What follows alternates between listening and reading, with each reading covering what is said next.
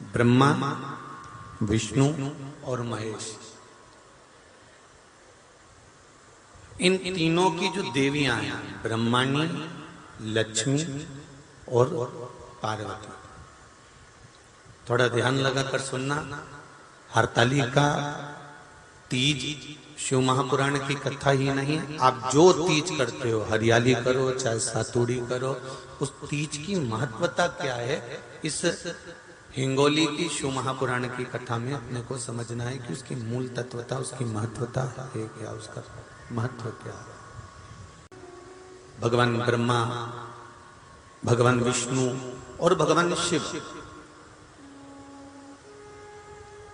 इन तीनों की जो अर्धांगिनियां हैं, ब्रह्माणी, लक्ष्मी और पार्वती, इन तीनों ने तप कर कर, साधना कर कर ब्रह्मदेव को, भगवान विष्णु को और भगवान शंकर को प्राप्त किया।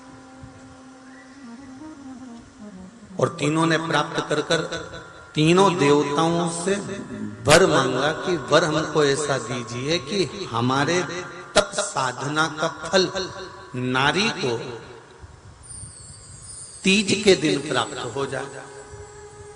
अब देखिए जरा, एक ही व्रत से, एक ही उपवास से उसको संपूर्ण तप साधना का फल प्राप्त हो रहा है, संपूर्ण तप साधना का फल उसको मिल रहा है, मात्र एक व्रत से। केवल एक व्रत कर रहे हैं और संपूर्ण तप साधना का फल उसको प्राप्त हो रहा है। ऐसा कोई व्रत, ऐसी कोई साधना, ऐसा कोई शंभो शरण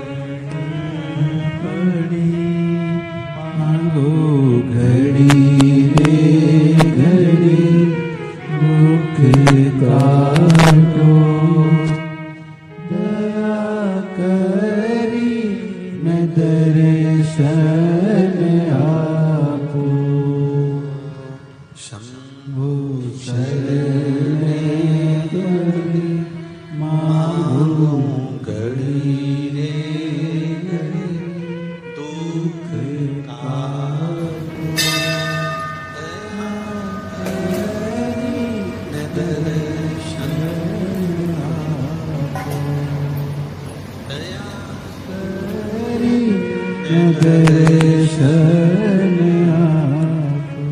तो ब्रह्माणी ने ब्रह्मदेव से मांगा, लक्ष्मी जी ने भगवान विष्णु से मांगा, पार्वती जी ने भगवान शिव से मांगा कि ऐसा वर दे दीजिए जिस वर से एक ही व्रत करने से संपूर्ण फल की प्राप्ति हो जाए, संपूर्ण फल मिल जाए। ऐसा एक व्रत का फल दे दीजिए, मात्र एक व्रत का। अब देखिए, हरियाली तीज करने वाली माताएं थोड़ा ध्यान से सुनना। हरियाली तीज जब माताएं करती हैं तो एक हरियाली तीज, एक गणगौर की तीज, ये दो तीज के व्रत ऐसे होते हैं जिसमें जब माताएं करती हैं तो उस समय पर उमा, ब्रह्माणी और लक्ष्मी, इन तीनों की आराधना का फल उसको केवल एक व्रत से प्राप्त हो जाता। अब देखिए दूसरा सातुड़ी तीज, इसमें उमा और महेश्वर, उमा और महेश, ब्रह्माणी और लक्ष्मी, इन चार के व्रत तप का फल एक साथ सातुड़ी तीज के दिन प्राप्त हो जाता। अब आती है हरतालिका तीज। आप लोग करते हो हरतालिका? यहाँ लोग करते कि नहीं करते? करते हैं यहाँ पे हरतालिका? कौन कौन करता है? जरा हाथ उठाओ तो जरा।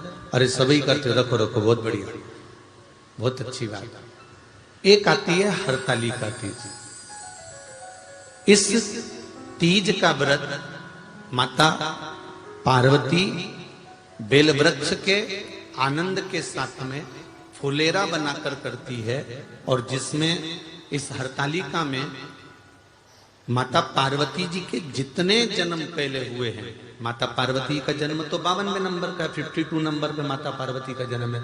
इससे पहले तो माता के 51 जन्म पहले हो चुके हैं, 51 जन्म माता पार्वती का पहले हो चुके हैं। तो वो जितने जन्म माता पार्वती पूर्व में ले चुकी हैं, ब्रह्माणी जितनी बार ब्रह्मदेव के साथ में विराजमान हो चुकी हैं, इंद्राणी जितनी बार इंद्र के साथ विराजमान हो चुकी हैं, और लक्ष्मी चाहे वो राधा के रूप में हो, चाहे वो रुक्मणी के रूप में हो, चाहे वो सतभामा के रूप में हो, चाहे वो यमुना के रूप में हो, चाहे वो गंगा के रूप में हो, जितनी बार माता लक्ष्मी ने रूप धारण करे हैं वो सब रूप में,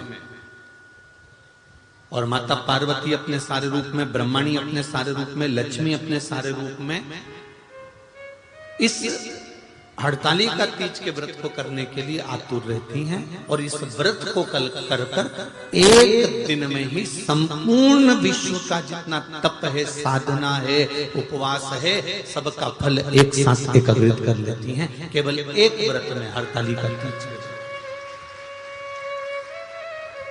अब एक बात ध्यान से सुनिएगा, सारे व्रत आपका अगर स्वास्थ्य खराब हो गया तो आप व्रत छोड़ सकते हो। जितने भी व्रत आप लोग कर रहे हैं पूर्व के, सोमवार, मंगलवार, एकादशी, छठ, पंचमी, चतुर्थी, अगर आपका स्वास्थ्य खराब है तो आप उस व्रत को छोड़ सकते हो, सारे व्रत को छोड़ सकते हो। पर तीज का जो व्रत होता है, हरतालिका जो व्रत होता है, ये व्रत एक बार लेने के बाद जब प्राण छूटते हैं तभी ये व्रत समाप्त होता है, अन्यथा बीच में ये व्रत समाप्त नहीं।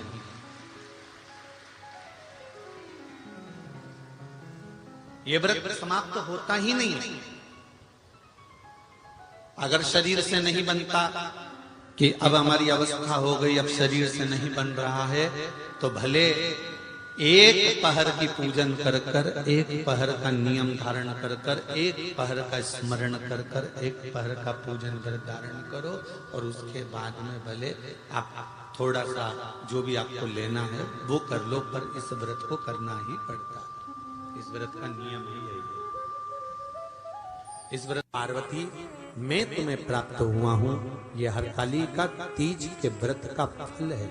शिव जी कहते हैं पार्वती जो नारी हरतालिका तीज के व्रत का स्मरण करती है, फुलेरा जो बांधा जाता है उसमें 5 माला से ज्यादा माला लटकना चाहिए, 5 से कम नहीं।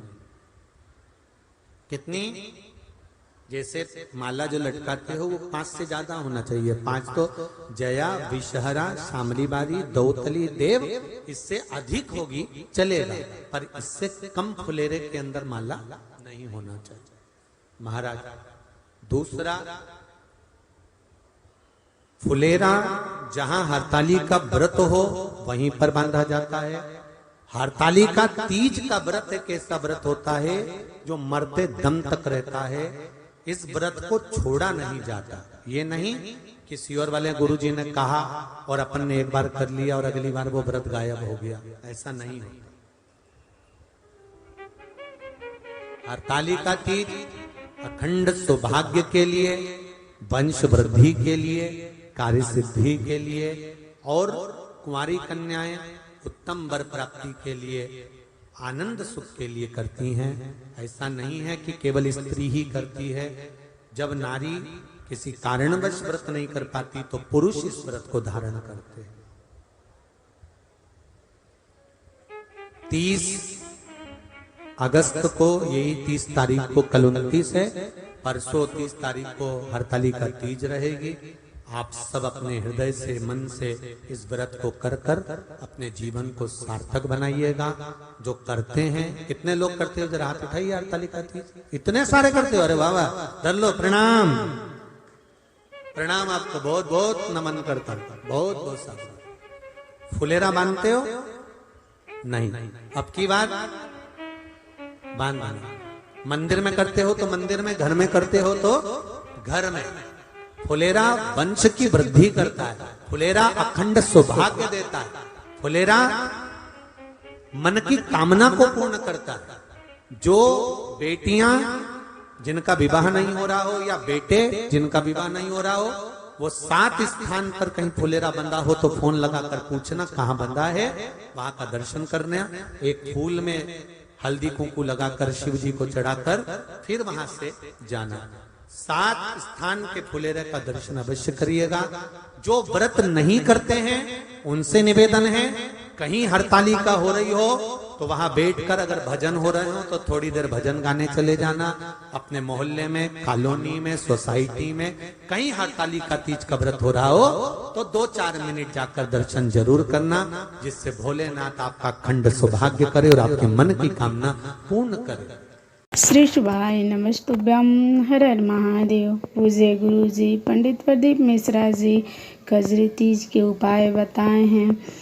आशा करते हैं यह वीडियो आपको पसंद आई होगी। वीडियो पसंद आई होगी तो वीडियो को लाइक करें, चैनल पर नए हैं तो चैनल को सब्सक्राइब करें, कमेंट में हर हर महादेव ज़रूर लिखें।